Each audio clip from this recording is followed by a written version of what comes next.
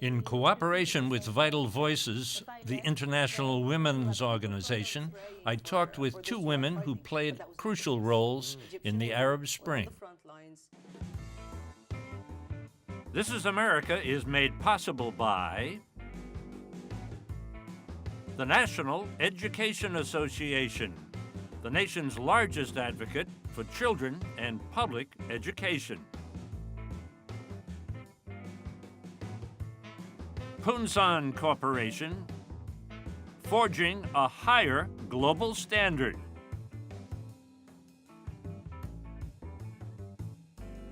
The CTC Foundation, AFO Communications, and the Rotendaro Family Trust. Thank you so much for sitting with us. Thank you for having me. What brought you to the attention of the government over there in Yemen? Well, I like to say that they don't really pay much attention for me as an activist and as a woman, because they don't pay attention to women in my country, and that's a privilege, because we then can do our own activism and can focus more on our work, and they will be busy with doing other stuff. But when they contacted me, they thought this is what we need to do. They were watching what Hosni Mubarak was doing in Egypt. They were thinking, what haven't we done so far that we need to do? But they were not honest on that. They're not reaching the youth or the activists because they wanted to hear from them so they can react. They just wanted to observe the anger, so that didn't work. And I would answer your question saying it's social media. I've been working as a journalist for 6 years now, and I never heard any comment from them. But once I started to use social media as a journalist and reporter, and I started to share the information I had and the documents I had, that's how they paid attention. What were you posting? What were you saying on your blogs or on your reporting on the internet? I was posting different things, personal opinions, in my personal account, but sharing on different groups on Facebook and Twitter. I was posting this document on specific names of those who looted the lands of the southern people in Yemen, that we ended up in 2007 people calling for separation in the southern part of Yemen, because of similar repression and similar injustice that they faced by officials who are mainly from the north and from certain tribes and from the military. So, did you get to have an audience or a meeting with the president? I did, actually. I was warned several times not to post the thing I was posting by friends who were scared that I will be exposed to danger, and then I was contacted at least 3 times to meet with the president of the country at that time, Ali Abdullah Saleh. It was after the revolution started. The revolution in Yemen started in January 14 when Tunisian President Ben Ali was when he ran to Saudi. And I remember I met with President Ali Abdullah Saleh in his palace in Sana'a. And what did you say to him? I said several things. He gave me around 20 minutes to speak, and I told him exactly that we are the young people of this country, and we're not driven by the political opposition. We're not motivated by anyone to go to the street. We're going to the street because this is the only solution we got left.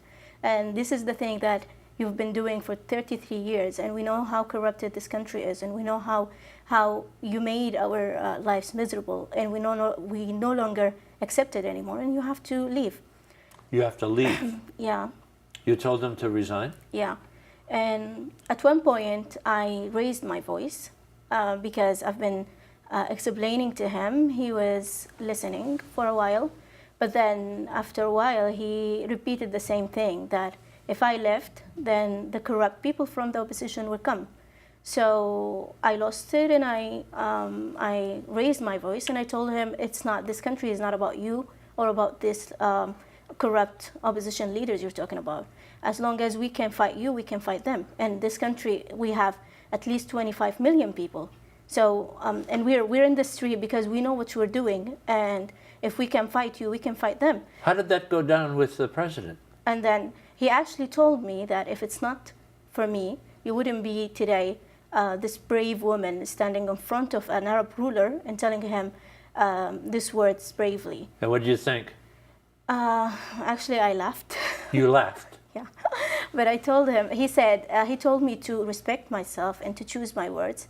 And he said, I'm fine with that, but it's Islamically wrong to raise your voice before a ruler.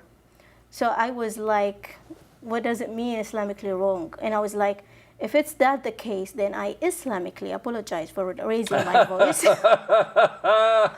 Good for you. Yeah. Oh, that took a lot of guts. I Islamically apologize. What was the aftermath of that meeting? Were you in danger? I felt so powerful and proud of myself. I felt like... Yes, and proud of yourself, yes. For a few minutes. And then I went to the square so I can find the palace in myself, the balance in myself. Not to forget that I'm part of a movement. It's not about me or it's not only about what I think. Which is what you just said to the president, right? Yeah. So I went to the square and we kept chanting and protesting. Then when I went back home, the next morning I received this death threats, and who do you think you are to talk to him this way? You're soon gonna be dead. And I have to tell the truth, I was so scared when I got that, and I was like, I was crazy, and I just felt like what I did was the right thing to do. And because when I walked off the palace, I was so convinced that what I'm doing is the right thing, and this guy has to be out of the death threats. Yeah. I want to ask you this question. It's way off the beam, but I want to ask you this question. We hear about Al-Qaeda in Yemen, and we are continuing having these drone strikes in Yemen that are orchestrated by the United States. As a journalist, if you writing that story from the inside, how do you see it? Thank you very much for bringing this up. This is becoming a cause of our life these days. We're starting this campaign about on Twitter says hashtag no for the drones, and I stood in front Madam Secretary Hillary Clinton, and I told her that Yemenis are not less important than Americans to be killed by the American drones. I report there with the tribesmen in the areas that have been exposed to the drones. I know that they're the most powerful mean to fight Al-Qaeda, and by sending these drones, the U.S. is actually provoking more people to become sympathetic to Al-Qaeda instead of fighting extremism, and then it's a huge issue these days. So I think the drones is really wrong. First of all, because it's a killing outside the court, and second, they're killing civilians as well. And Al-Qaeda is no longer that issue. We know that the Yemeni regime for a long time wanted to create the fear of Al-Qaeda. They were getting the fund of from the U.S. for counterterrorism. So they were the one who's benefiting from the situation. When the defection happened between the military, Ali Abdullah Saleh said, "We know who's supporting Al-Qaeda." He was indicating General Manager Ali Mohsen, and then this guy was known for supporting Al-Qaeda for a while, and then he also was known as the best friend of Ali Abdullah Saleh, and he was one of those who brought Ali Abdullah Saleh to office. So after 33 years, Ali Abdullah Saleh can stand in front of the camera and tell the people that we all know who is supporting Al-Qaeda. Wasn't he your friend yesterday? It means you are the one who created them all. The United States, the fear, I think, is that what was the basis of Al-Qaeda in Afghanistan shifts to Yemen. Shift to Yemen. I don't think it shifted to Yemen. It didn't. But they want to give this image that it is in Yemen. It's not, the issue is not as big as it's reported, and it can easily, it's not that easy, I mean, but it's way easier than they think, because it's in the mentality of the people. The tribes would protect their sons who are joining Al-Qaeda. And those who join Al-Qaeda, they join because the extremism in the area, and that can be fought by education, by finding jobs, and then because they feel repressed in those areas, in Al-Jawf, Shabwa, Marib, where the Yemeni government is taking all the resources of the country for the national economy, which ends up in the pockets of the officials. But the sons of these areas are not getting anything. So they're poor in their areas, and they don't get the same opportunities, and they see how their own government is just making allies to fight them under the name of Al-Qaeda. So they're... What do you see as an answer? What do you see as something that would, you say, lack of education, lack of jobs, that extremism becomes attractive to maybe young men? What do you think the answer is then? Engaging the tribes, I would say. Engaging the tribes. Engaging the tribes in fighting extremism, because they are the only one who can fight it. They are the one who's giving the shelter for the few terrorists there, because they belong to the tribe. But once you engage them to fight that, once you give them security that you are not the enemy, but the idea of extremism. Who is to give them that? The government of Yemen or people from the outside? It's sad to say it's not the government of Yemen anymore. We know that the Yemeni government was and is still not the one that we connect with. We connect with the international community more. The simple Yemeni, when he wants the tribesmen, when they want to gain their rights, they go to kidnap a foreigner, and then they treat them as a guests, actually, because when they kidnap them, all they wanted is the international attention. So the government of this foreigner who was kidnapped can put pressure on the Yemeni government to give them the right they would ask for. What do you want Americans to take away from our conversation about Yemen as a country, daily life, women there, future? Just... I want Americans to see us as a human being, as themselves. I want them to protest on our sides, to put pressure on their government to stop the drone strike, because they know how it feels. They lived 9/11, and the people in my country in those areas are living a continuous 9/11 every day with the American strikes. And I want them to think as a Yemeni woman, that most of the Yemeni women, as myself, they fight, they are strong. We gained the Nobel Peace Prize, and we will deserve it, and we have a say. We face a lot of challenges with the men-dominated society and with the mentality, the conservative mentality, but as long as we know the way, we will continue going. Thank you so much for your conversation and education. Thank you very much. Thank you very much.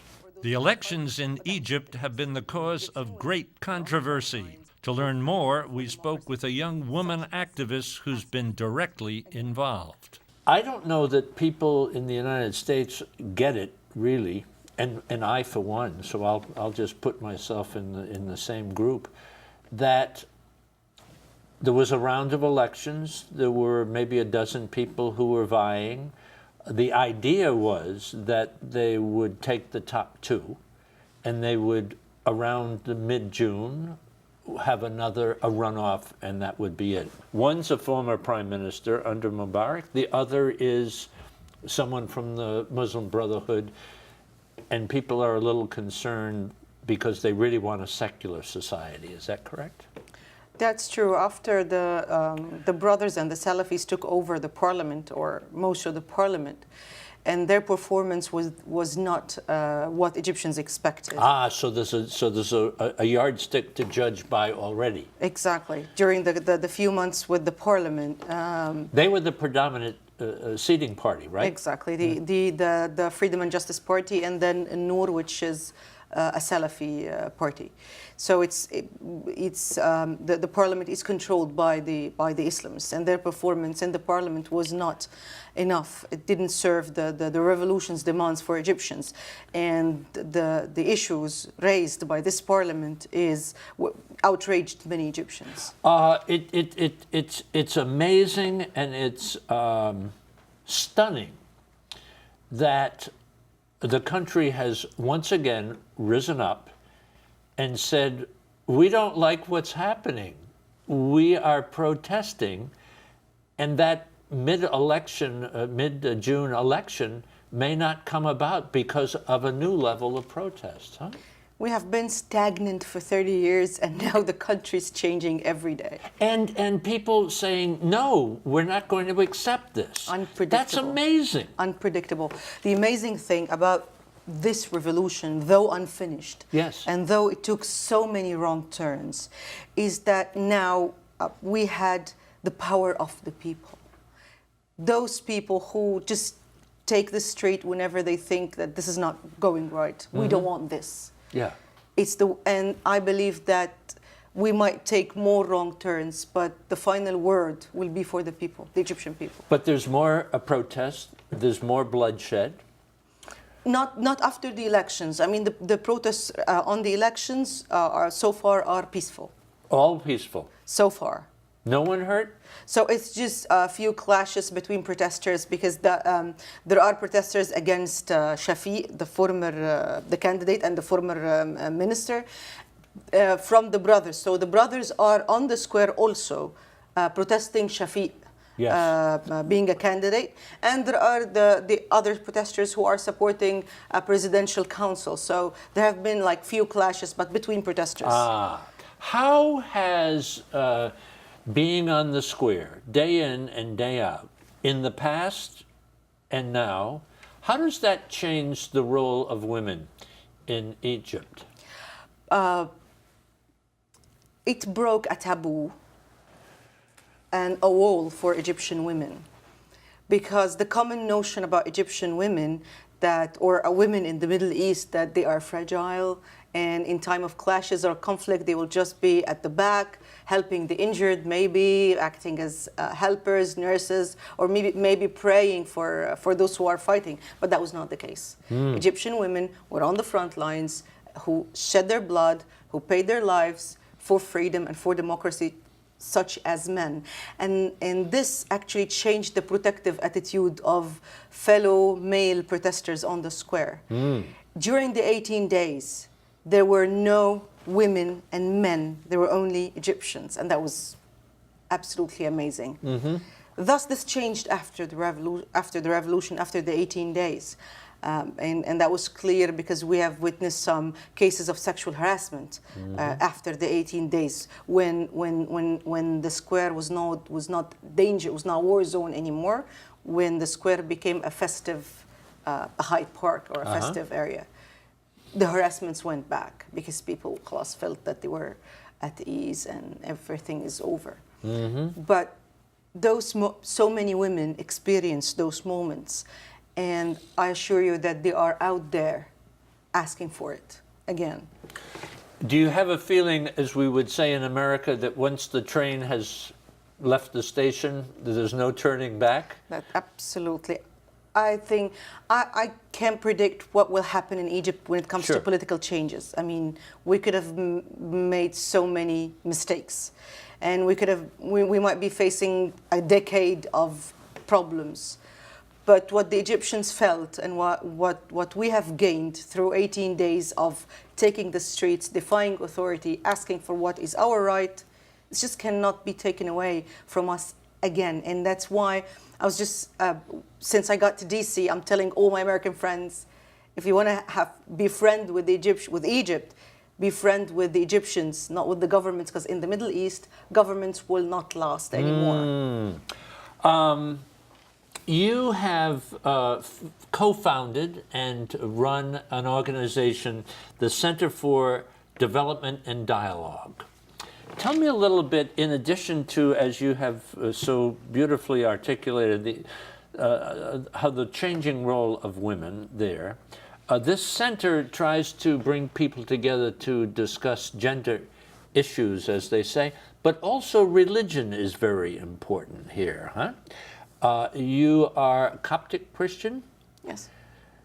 I remember when we were in Cairo, just going to the area of the Coptic churches and such.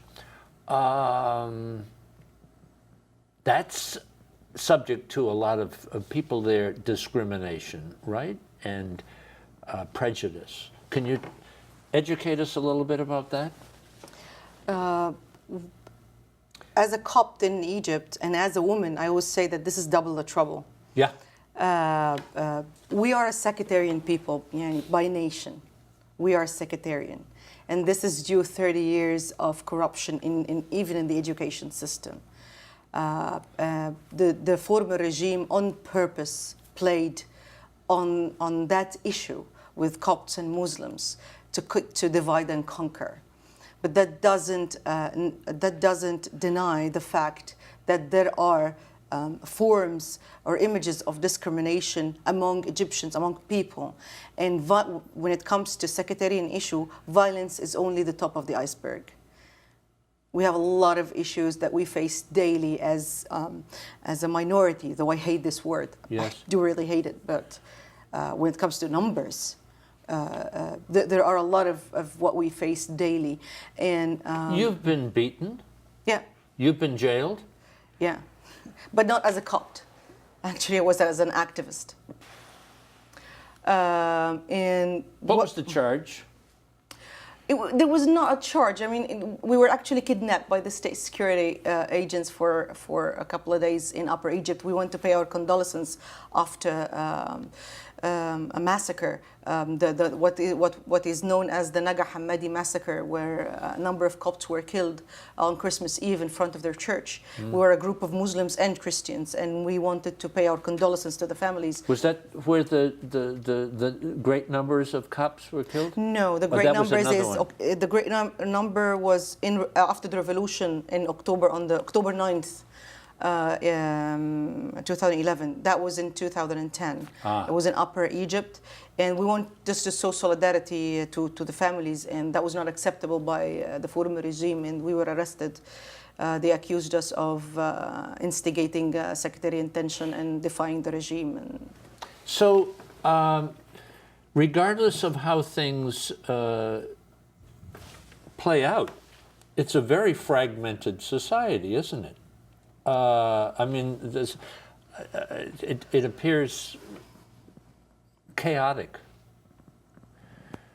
Not in a negative way of saying chaotic, but boy, it's just something to amaze. It's mind-boggling to me. It's a complicated country. It's a huge country, very big, 80+ million. So it's expected. What is happening now is that everything is at the change, and what has been underground for 30 years is coming now to light. That's why it's confusing to many people around the world. So many troubles and so many issues, they came to light all of a sudden. That's why they have been there all the time, but the former regime just chose to silence everything. The former regime decided how any issues should be tackled, even including women issues and sectarian issues. They decided the people were not on the table. They set the rules, and they put it on how each issue should be tackled. That's why a lot of issues are just coming out to light, and a lot of troubles. We have a lot of work to do. This organization, Vital Voices, you're involved in that over there? Yes, we did great work with them the last year in Egypt with women, and giving women's opinions about the new constitution, their voices. What I really love about them actually is that their respect to the local culture, is that they don't interfere. And that's very important. It's a woman-to-woman support, and they really live up to that meaning. So they leave it to the local people. They leave it to us. We do the work. No one's telling us their agenda or whatever. That's so if amazing. there's going to be change, it's from the inside and not from the outside. Yes, yes. Yes. Thank you so much for sitting with us and you. educating us and giving us an appreciation of what's going on in Egypt. And as you say, if you want to be friendly with Egypt, be friends with the people. With the people. Yes. Because they are not going anywhere. Governments are. Governments are going. Thank you so much. Thank you. For information about my new book, The Chance of a Lifetime, and online video for all This Is America programs, visit our website, thisisamerica.net. And now you can follow us on Facebook. This is America is made possible by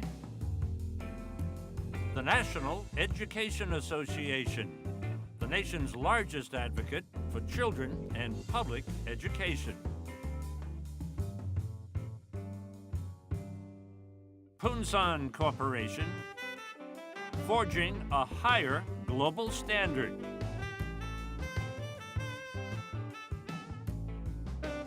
The CTC Foundation, AFO Communications, and the Rotendaro Family Trust.